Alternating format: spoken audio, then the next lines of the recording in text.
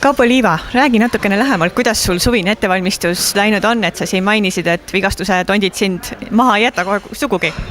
Kahjuks on läinud ja nii, et selles suhtes eelmine hooaeg sai tehtud kõva taastusravi Viimsis Vea Milleri juures.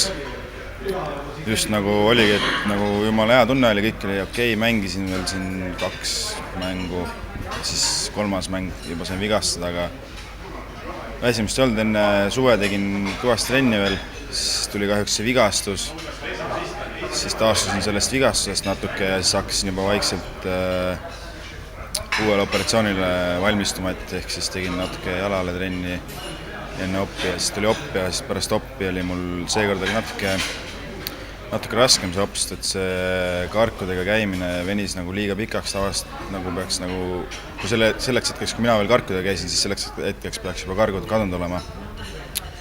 Siis karkudega käisin päris pikalt ja siis nüüd olen teinud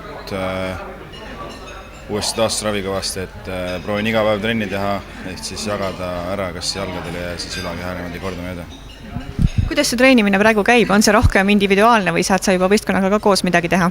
Nüüd olen eelmisest nädalast saadik juba natuke kaasa teha nii palju, et me teen söödaharjutusi ainult kaasa, et päris niisugust nagu mängulisi harjutusi ei tee, et alguses soojaks viskame väravahtidega ja söödame soojaks koos meeskonnaga ja siis juba individuaalselt edasi jõusaalis. Aga missugune see prognoos praegu on, millal sa loodad parimate lootustega väljakule naasta? No 2 aastat on näidanud, et sellise asjaga ei tasu kiirustada, et ma arvan, et ma võtan selle asja rahulikult, et pigem ravides asi juba välja, et karjäär veel läbi ei ole, aga ei hakka prognoosima, et parimal juhul hooaja lõpus, kehvemal juhul järgmine hooaeg. Mida sa siis ilusal suvel tegid, et oma tuju üleval hoida?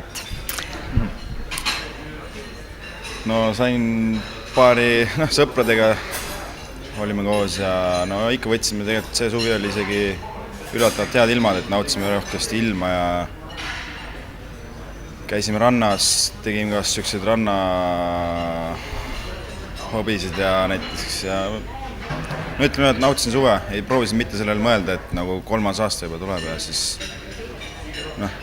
kõike muid asju peale selle, et mõtlesin nagu, mis must järgmine hooaeg saab. Aitäh sulle!